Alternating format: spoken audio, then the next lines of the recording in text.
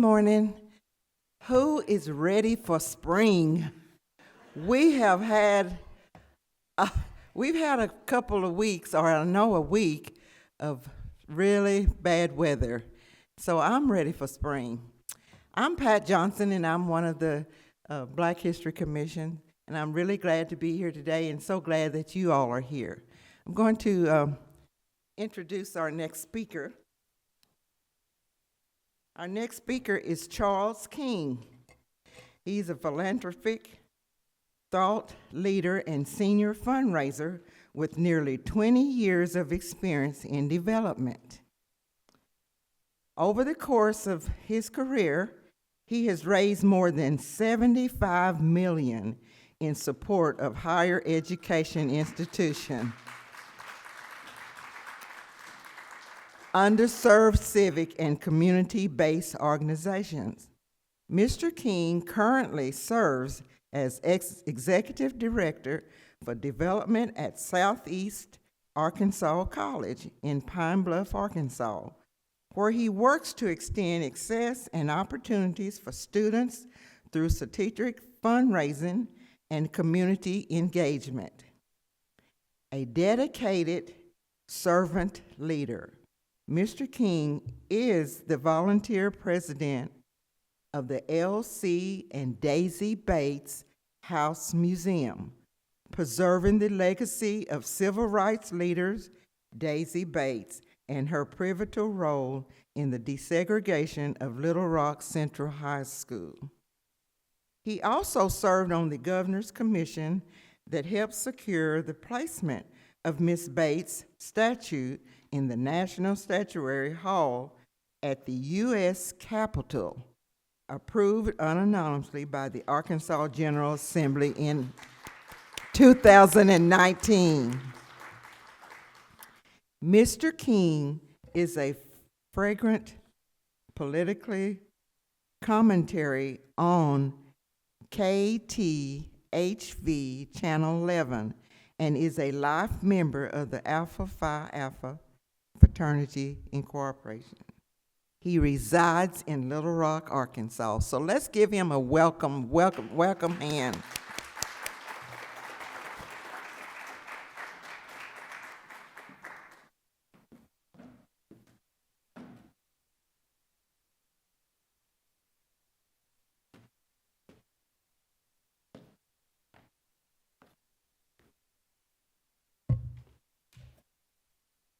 Let me say good morning, first of all.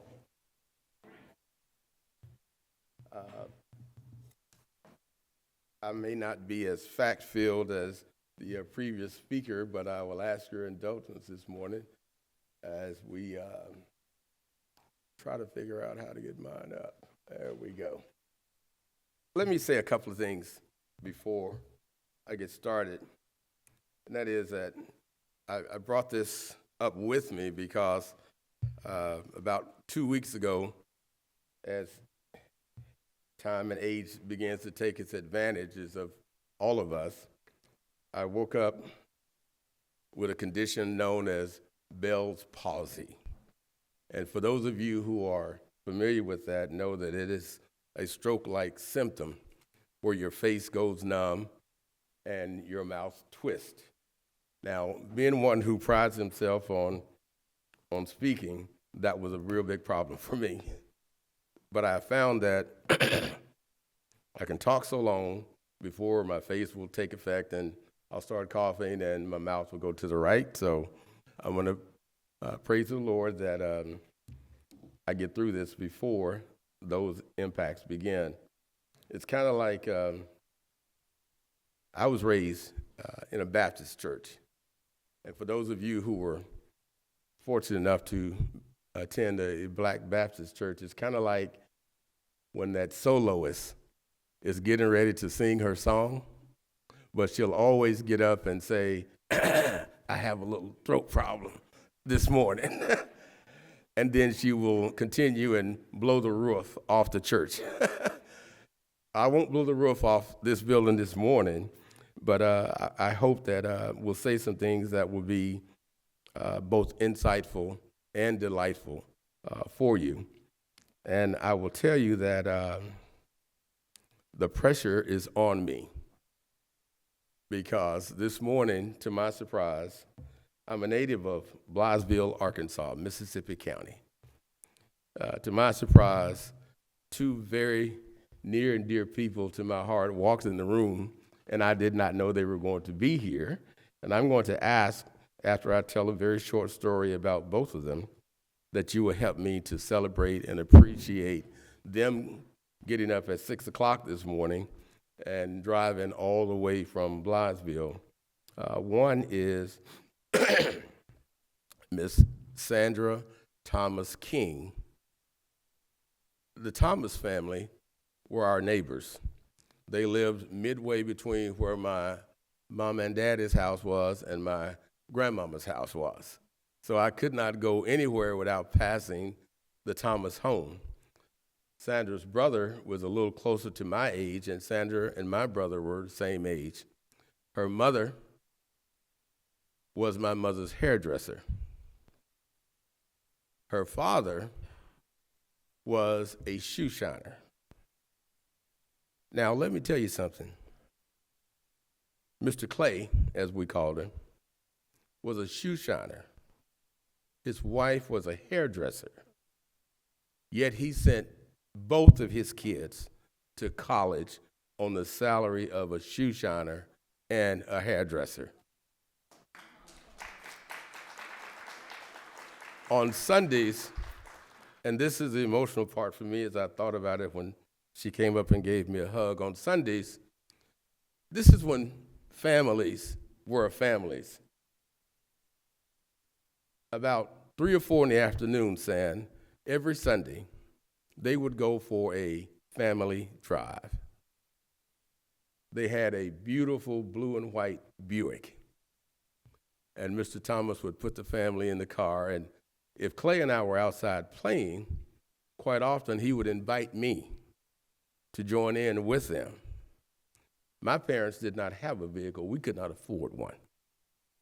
But on a hairdresser's salary and a shoe shiner's salary, they not only eventually sent both of their kids to both the University of Arkansas at Fayetteville and the University of Arkansas at Pine Bluff, but they also had a car that we did not have. And I want you to know that to this day, that memory lives with me every day of seeing what a true family can do when you put your back into what you really believe in, and I will always be grateful for your parents.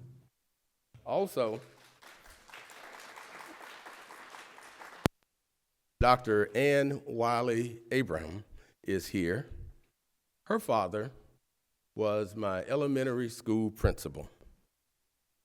Her mother was my elementary school music teacher. You never saw Mr. or Mrs. Wiley alone. They were always together. They represented what we need more of today when we talk about family and family values. The one thing that Mr. Wiley said to me that really lives with me every day, Dr. Abraham, and she's a retired pediatrician, is that your father, now let me tell you, this was from an education standpoint, this was back in the day when there were 2 black elementary schools in my hometown, but there was only one principal. Mr. Wiley would be the principal at my elementary school, Franklin Street Elementary, in the morning, and he'd be the principal at Robinson Elementary School in the afternoon. They were not going to hire 2 black principals. So he really had 2 jobs, but one salary that I'm sure was lower than the salary of other principals who were not at black schools. Mr. Wiley would always say to us, and it stuck with me to this day, he would go into his pocket and he would pull out a notepad and he'd say, always have something where you can take notes. He wanted you to learn something every day. So he would say, take notes. People tease me today because if I don't have something in my pocket, I would grab a sticky note and I will take notes on what people are saying and go back later and do research. So I'm so happy that these two home folk of mine are here this morning. And would you help me appreciate them for coming to this event this morning?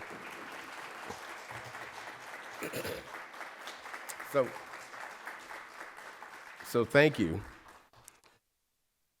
While I pay my bills through Southeast Arkansas College as the Executive Director of Development, but in my other life of community service, I also serve as the chair of the Elsie and Daisy Bates House Foundation Museum. And I will tell you a couple of things that were not in the note, and there was really too much in there to start with, and that is that as we sit right now, there are 58 students and church leaders at the Daisy Bates House Museum touring right now. They will leave the museum and go to Memphis to the King Museum. We are very proud that the Bates home is now a part of the Civil Rights Tour. So when people go on, yes, you can do that. When people go around, they plan their tours through the South, the home is often one of the places that they select. And I'm so honored to have the opportunity to play just a small role in ensuring that that home is preserved for future generations. In addition to that, if you have your calendars with you, on February 17th at 10 a.m., we will have a unveiling of a signage that will be placed at the home. As all of you know, this is our country's 250th anniversary. Each state has a commission to identify the most significant things in their state. The Arkansas Commission has identified only 11 spots that are considered the most significant spots in Arkansas's 250-year affiliation with this great country of ours. One of those 11 places is the home of Elsie and Daisy Bates, and that signage will be dedicated on the 17th of February at 10 a.m. at the home, and we want to invite all of you to help us participate. Now, finally, as I get into my presentation, I'm going to make a very shameless plug. I called my PR and marketing person this morning who was so helpful to me getting this presentation together, and I said to her, I said, Carmen, I'm going to be color coordinated with your presentation. So if you can't see it,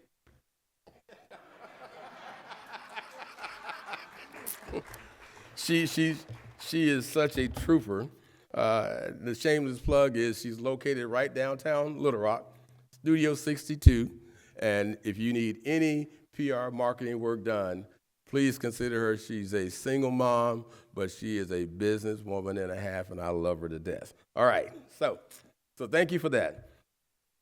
In the program, it says that my title is Free Education Ain't Free. I think that speaks for itself in that when we look at the history of education in this country, you know that it's not free. And I'm going to come from the standpoint of shaping the future of education then and now, mostly from a historical perspective, and at the end, talk a little bit about what's next. A little bit about what next. Now, we know that education has always been central to Black liberation and advancement in this country. It goes across the spectrum from the enslavement era all the way to prohibitions that even exist today.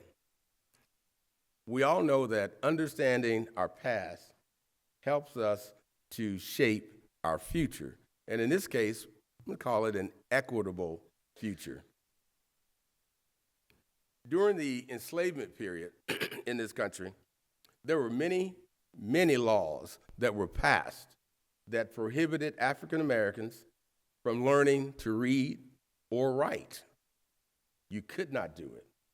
Literacy was seen as a threat to the institution of slavery, because if you were able to read and understand both books in general, but more importantly, the Bible that so many slave owners utilize in their daily peace, then you were a threat, because slavery was not consistent with either the American dream of all men being created equal, nor was it in line with Scripture.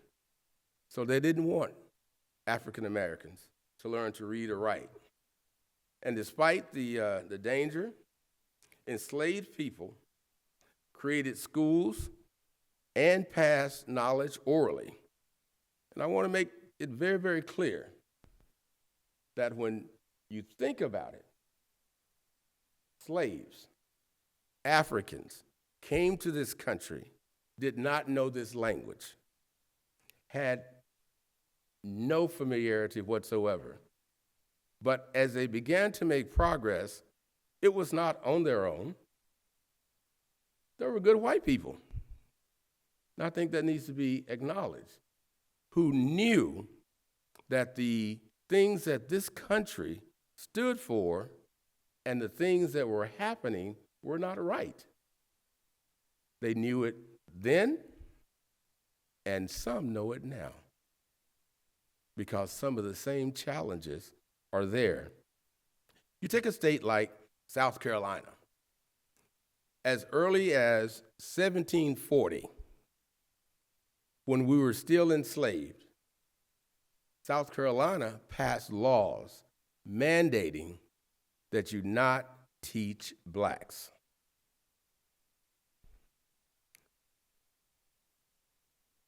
So we're starting 1740. We're now in 2026. That means for a minimum of 300 years, if not 400 years, if you go all the way back to the 1619 Project, education has had obstacles for black people in this country.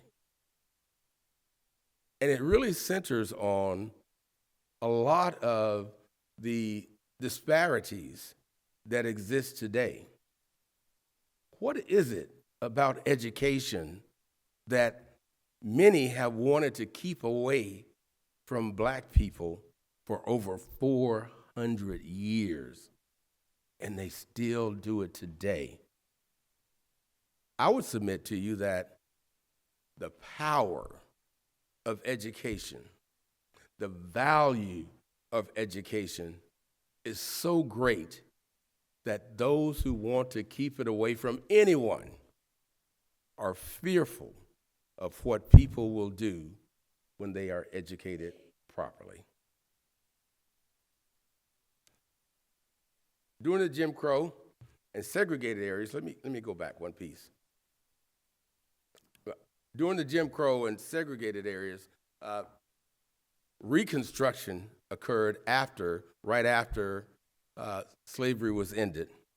The Freedmen's Bureau was established, the schools for formerly enslaved people, philanthropists later on, like the Rosenwalds, but black communities, with help, founded their own schools. Education became a symbol for both freedom and empowerment. Now, during the Jim Crow era, across the South in this country and some other places that were not in the South, the separate but equal doctrine legalized by the Plessy versus Ferguson case in 1896 said it was okay. But what we now know is that separate but equal was never equal. While that case was in 1896, this Thomas King, who's here, as I mentioned earlier, will tell you that in our hometown, the institutions were segregated when we were in elementary school, and the books that we received were hand-me-down books from what we then called the white school. And sometimes there were messages in those books from other students. So separate but equal, which legalized segregation in 1896, was never equal. Black schools were then, and even now, underfunded, they were overcrowded, and they lacked resources. Black teachers played a crucial role in community uplift. When one of the leaders of this program got up and spoke about the Black History Commission this morning, they mentioned Mr. Curtis Sykes. Curtis Sykes was a mentor and fraternity brother of mine whom I sat at his feet often and listened to. One of the things that he said when it comes to resources and teachers playing a critical role in community uplift, that when the civil rights era came to Little Rock, if you were an educator and a member of the NAACP, you could lose your job. He himself was a knowledgeable person because it impacted him. Now, he said, yeah, I was a member, I just didn't talk about it.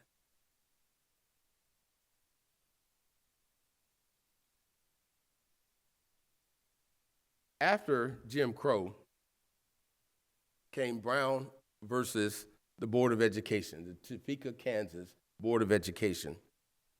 It was a landmark ruling that reversed Plessy versus Ferguson.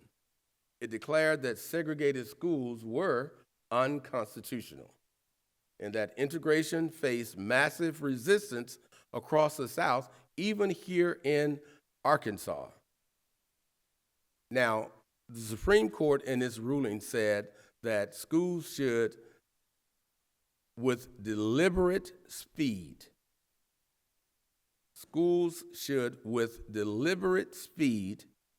integrate. Well, what did that mean?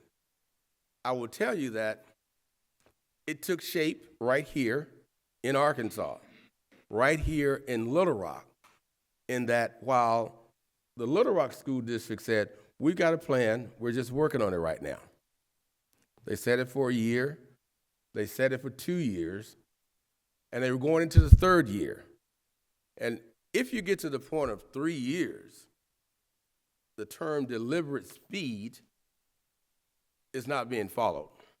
So Arkansas found itself a part of a national battleground. Arkansas had written segregation into its 1874 Constitution.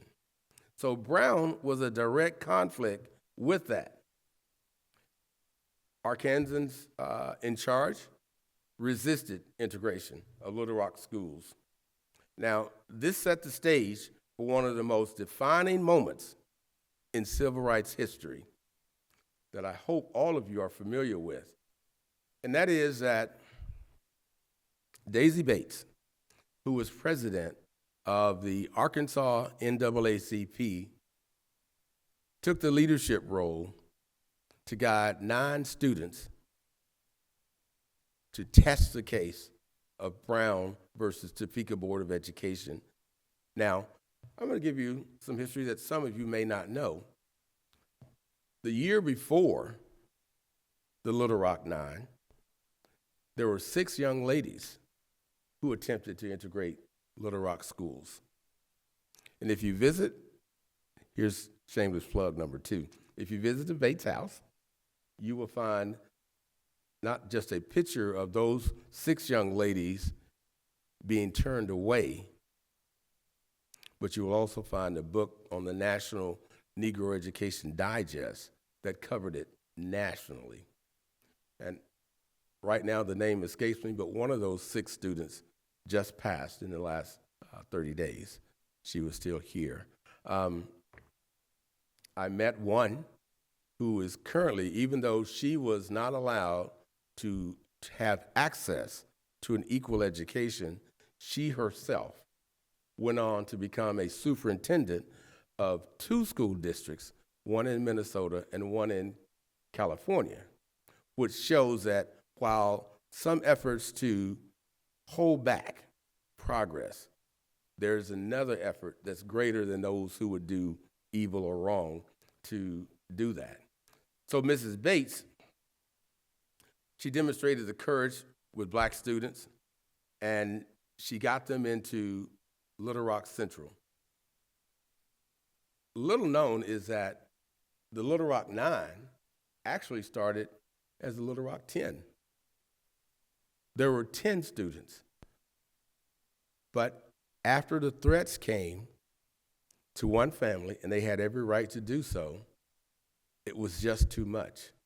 This community that we sit in today threatened jobs and lives if those students were to go into Little Rock Central High. So the 10 became what we now know as the Little Rock 9. Now, while this was going on in Little Rock, there were student-led movements across the country. This is also a time when our HBCUs became the center of activism across the country. Federal legislation, Civil Rights Act, Elementary and Secondary Education Act, all expanded access to education for those who had been denied equal access for over 200 to 300 years. When this case was proven and the 9 had gone into Little Rock Central, we saw across this country an increased high school and college graduation rate. We saw at the same time that as schools were beginning to educate blacks, that what popped up then, and to a great extent exists today, there were funding gaps. Evil has a way of finding a way to regrow itself. So what was publicly not allowed, and then by the great Constitution and other things that this country is built on, became right, evil just simply went and found new ground to prop itself up through. Funding. To this day, land grant institutions, 1890 land grant institutions, which are African American, your HBCUs, are supposed to be funded at the same level as 1860 land grant institutions prior to Civil War, all white institutions. University of Arkansas at Fayetteville, land grant institution. University of Arkansas at Pine Bluff, land grant institution. Funding, I don't need to say anything else on that. But also access to advanced coursework. When Little Rock Central High School was integrated, they taught more foreign languages than any school across the South. You talk about advanced coursework.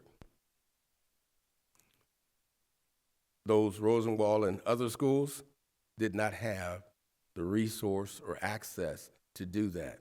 So what that created was generations of families in America who were starting in an unequal environment that persists to this day.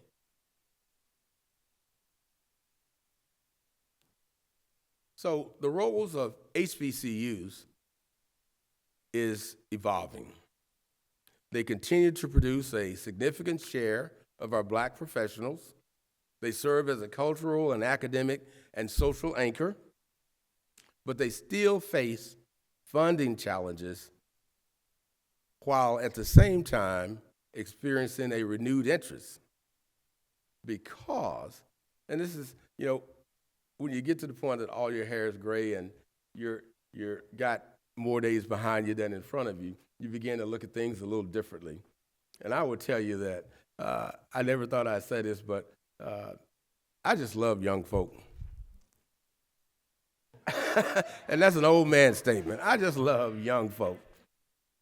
With the technology that's available today, they are starting this renewed interest in HBCUs and other type things in a way that even baby boomers like myself, civil rights babies like myself, had no idea that we could do. There's so much information available to them that they are saying, I'm going to return to my schools, I'm going to go to an HBCU, I'm going to get an education, and then I'm going to go into the outsets of this country, and I'm going to make a difference. And I'm so proud every day. Now, I will tell you that my college, Southeast Arkansas College, is a 2-year school. But we are what you call a PBI. I have to say that because I just learned that. I had always heard of a PWI, a primarily white institute, but I'd never heard of a primarily black institute. But that's what Southeast Arkansas College is, and it's a great one. I want to make sure I say that in case my boss sees a tape on this. It is a great one, meaning that while it was not organized as a black serving institution, over the years of its existence, it has become, in our case, about 90% African American there in Pine Bluff. So that's what a PBI is. Now, when we talk about technology and innovations that shape the future of education, I think that this country is in for a grand awakening led by these young people that I spoke about earlier. We have a lot of, without taking a political side, so no, I'm in the middle on this when I say this because it's open for discussion. Black-led educational initiatives, charter schools, learns, all of those things are with us today. And I think that they are with us in a way that we should not find ourselves fighting only, but being the innovative people that we have been for the last 300 to 400 years to find out, how do we take advantage of this? How do we make this ours so that our kids and our grandkids will not be denied the opportunities? And for those who are not African American, can join in and say, we believe that all Americans are, in fact, equal, and we lock arms to make the fight right so that innovations shaping the way we move into the future will not allow us to make the mistakes. So we talked that South Carolina in the 1700s passed laws mandating that blacks not be educated. In the 1800s, our own country said separate and equal is constitutional. In the 1900s, we had the civil rights fight for integration that centered here in Little Rock. And now we're in the 2000s. That is 4 centuries. That's a long time. And we still have not got it right. But I'm so happy that as we look to the future, there are things happening now that tells me that this country is going to be all right. I look at black teachers. Black teachers, and there are research and data to show, improve the academic outcome of black students. I read somewhere that less than 20% of educators in Arkansas are African American in our public school system. So representation in curriculum fosters identity, confidence, and engagement.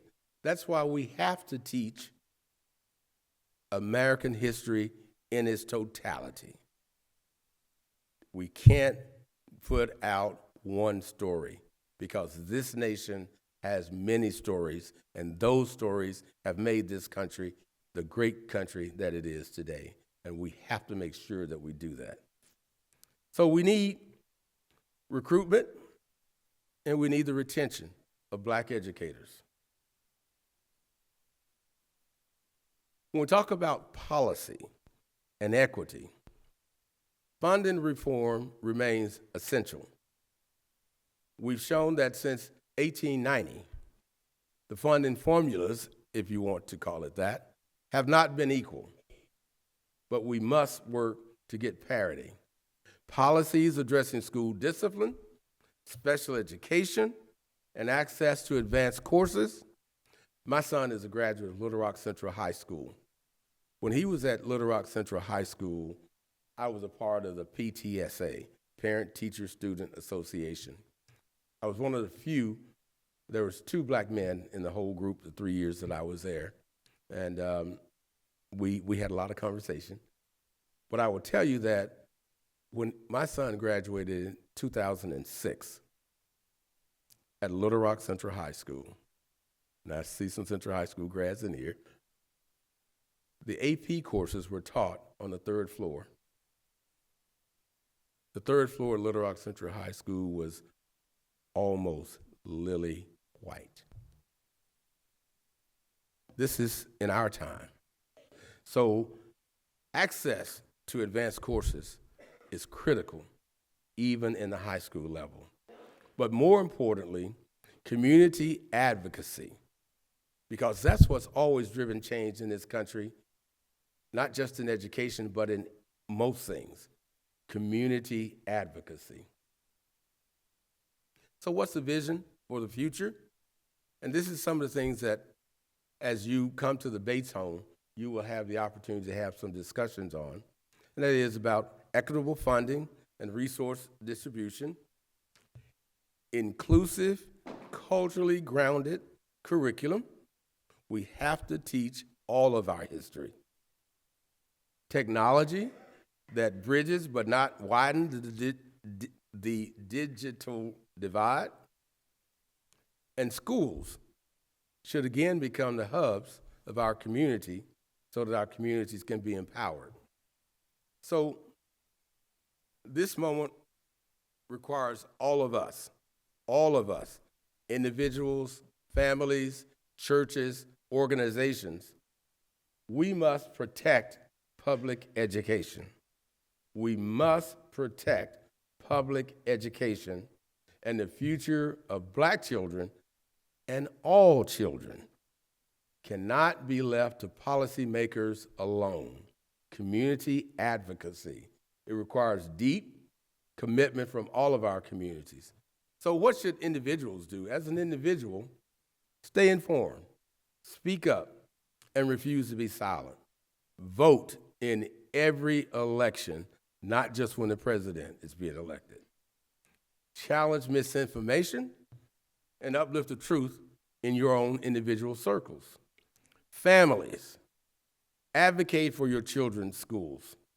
Attend school board meetings, parent-teacher conferences, and community forums. Build networks with other families to amplify your voice. And our churches. We have to use the moral authority of the pulpit to speak on educational justice. Our churches should host forums, voter education sessions, and tutoring programs.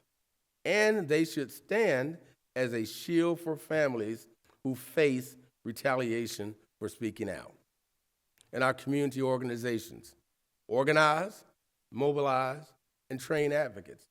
Partner with schools to fill gaps created by funding losses, and document inequities and bring them to public attention. These are the things that all of us can do. I will tell you that I'm not here to say if funding things like LEARNs is correct or not, but what I am saying is that as individuals, as a community, we have to be at the table. There's an old saying in the community that I'm from, that is that if you're not seated at the table, it's a good chance you'll be on the menu. Think about it. We have to hold our legislators accountable, track what they vote on educational bills, call, email, meet with them consistently and not just during a crisis. And we have to demand transparency about how public dollars are being used. If I were to ask the question, what was the increase in the number of public dollars that went to private schools this year versus last year, some of you may know, but some of you probably don't. It's important. Every dollar out of the public schools is a less dollar available for our students to be educated publicly. Support candidates who commit to strengthening and not dismantling public education. So as I come to a close, Black education has always been a story about resilience, and our future, we know, depends on collective commitment to equity and innovation. And I would hope that this session today, with all of the people who will be presenting, will prompt at least two questions. One is that what part of this history that you're hearing, Rosenwald, now education, resonates most with you? And how can you contribute to shaping the future of Arkansas education and really education in this country? I would submit that a call to action to protect the future of education in Arkansas, because if we're not careful, we may repeat the legacies of the last 300 to 400 years when education has been removed, denied, and not available equally in Arkansas. Because Arkansas history shows us what happens when laws, policies, and funding decisions are used to limit opportunity. From constitutional segregation to unequal funding to the absence of Black high schools in half the state's counties. When Little Rock Central closed, one of my board members at the Daisy Bates Foundation tells the story of how her parents had to find somewhere to send them to complete their education, because during that time, half of Arkansas's counties did not have high schools for African Americans. There are several people, some may be in this room, who had to come from places as far as Marlton to go to Dunbar High School because there were no high schools in their counties. We don't want that again. And the policies like LEARNS, they move dollars from public education. We have a responsibility to be at the table to make whatever policies happen equally to all of our students. Now, what's our charge? We're stewards of the future. We're the protectors of public education, and we're the ones who must ensure that Arkansas does not repeat the mistakes of the past. The work begins with us. The responsibility belongs to all of us, and the future depends on how we choose to do things now. So I'm going to open up the floor for questions. I will tell you, if I did not say earlier, that the Daisy Bates House Museum is a private foundation. It's privately owned. We don't get federal or state monies, but we are available for tours. As I said earlier, we have 58 students and church leaders there now.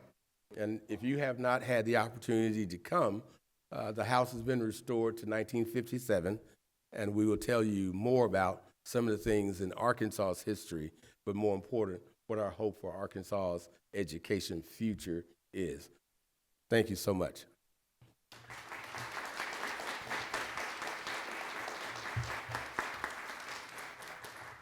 Does anyone have any questions? Oh, the sun was blocking my eye. I just want to know, how do you sign up for a tour? Where do you go? Well, we have a tour person who's there, typically Monday through Friday. We prefer that you schedule a tour, and our phone number is 501. The bag is useful, right? Look. I got it right here. All right, 357-1957. There's a little pond in there. Our phone number, One more time. 357-1957. Okay. 50. Yes, ma'am. Yes. Any more questions? Yes, she has her hand up in the back.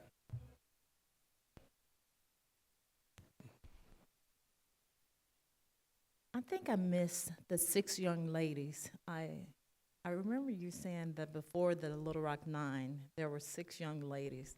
Could you repeat what you said about them? Yes.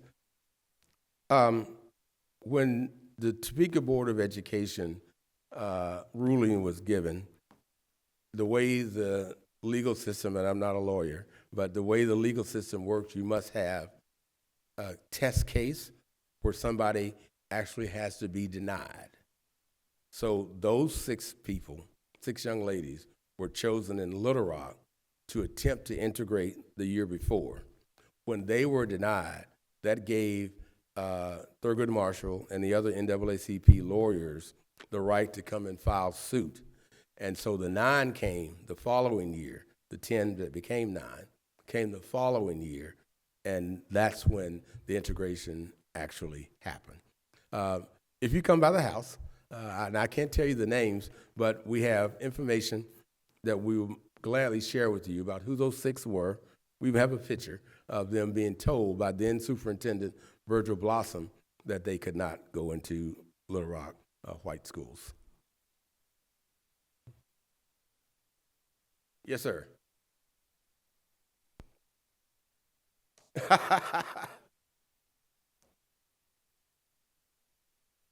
A couple of years ago, I was on a program with Chancellor Robinson of UA Fayetteville, honoring the founder of UAPB, Professor Corbin. And Chancellor Robinson remarked on the irony of an African-American educator having been the man who signed the contract for building Old Main. At the same time, the school that he went on to establish having such a historic disparity in per-student funding over the decades compared to the school for which he signed the contract up in Fayetteville. I forget the figure that he mentioned, but it was something in, if you reckoned it up, basically what the disparity amounted to several tens of millions of dollars over time. And I'm sure that there's not a lot of pressure to essentially do reparations, basically try to do catch-up spending. But how can we best advocate to, in fact, push more funding into schools, starting with one of the flagship institutions of the state, UAPB? What do you think the best pressure is? Well, we have to speak up. I will tell you that the UAPB alumni are very aware of that situation, and I can't quote the case, but there is currently legal work being done to correct the funding disparities over the last 100+ years since the 1890 land-grant institutions were organized. Thank you for that question. Any more questions? If not, we want to thank Mr. Thank you. King for an outstanding presentation.